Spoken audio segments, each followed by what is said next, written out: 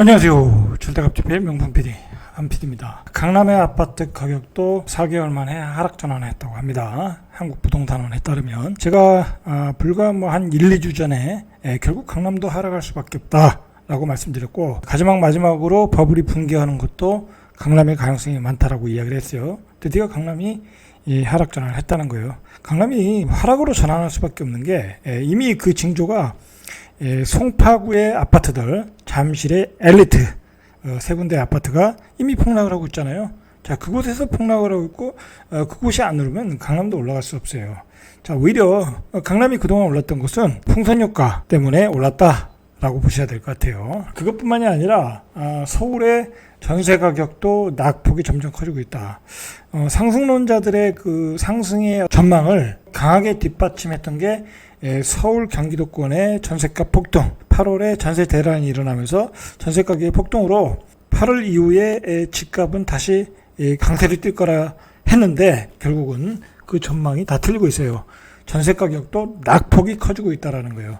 자, 이런 이유로는 바로 금리 폭등, 경기 침체, 그리고 긴축 완화의 자산들, 코인, 주식, 부동산들의 버블 붕괴, 그게 원인이라고. 자, 매수세가 유치된 가운데 청담동, 도곡동, 강남의 핵심 지역이죠. 자, 이곳들의 매물이 쌓이고 있다는 거야. 자, 이게 뭐가 중요하냐면 경기 침체가 된다는 얘기는 여러 가지 사업을 하시는 분들이 사업이 이제 안 되는 거예요. 그건 중산층의 문제가 아니라 사업을 하는 경영자들 입장에서도 사업이 안 되는 거야. 사업을 하는 사람들이 다 자기 돈 가지고 하나요? 다 빚을 내서 하지? 자, 그분들이 다 어디 살아요? 강남에 살 거 아니에요. 자, 그런 분들이 매물을 내놓아야죠. 그죠? 내놓을 수밖에 없다. 경기가 안 좋으면 강남도 떨어질 수밖에 없다라는 거야.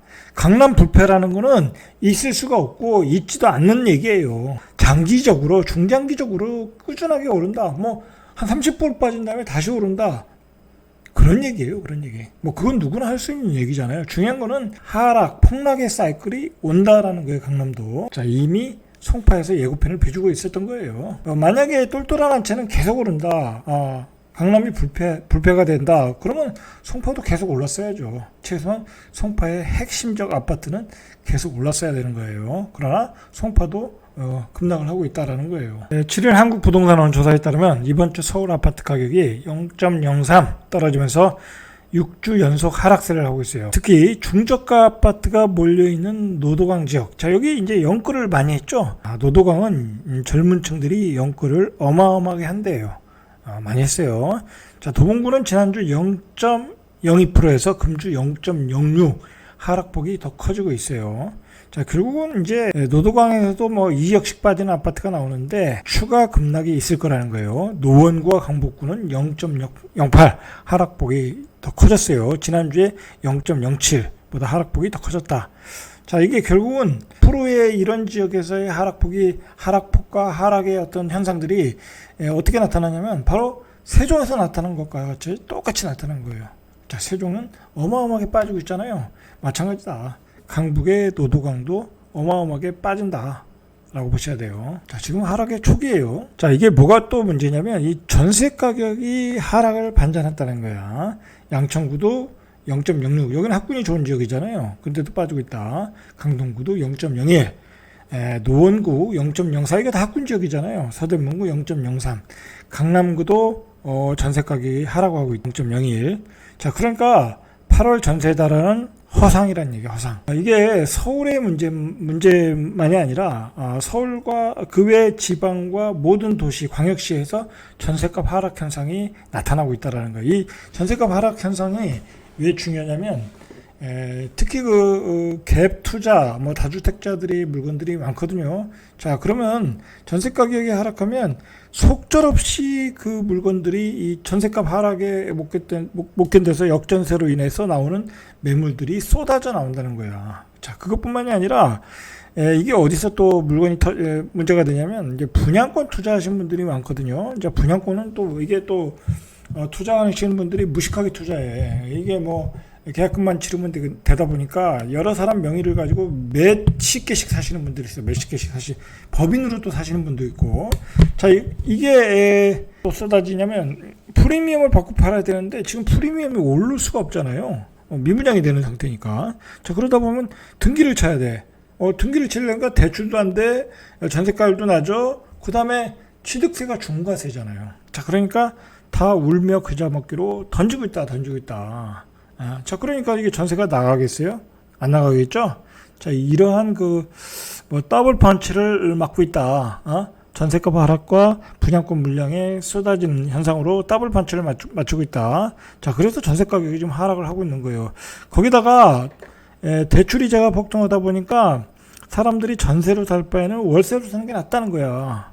자, 그러니까 전세 가격이 떨어지는 가속도가 붙어버리는 거예요, 지금. 자, 그래서 지금은 절대로 어디 가서 막 투자하고 그런 시대가 아니에요. 어디 가서 분양권 사고.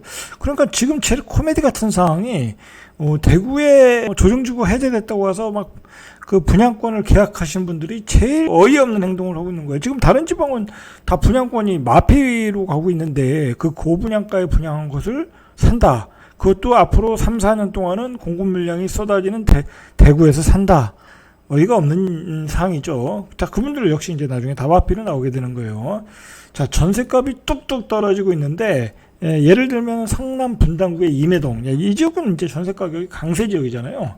아름사단지 두산사무팔사가 지난해 초에 8억 5천에 전세가 거래됐는데 5천 정도가 떨어졌대요. 8억에 거래됐다.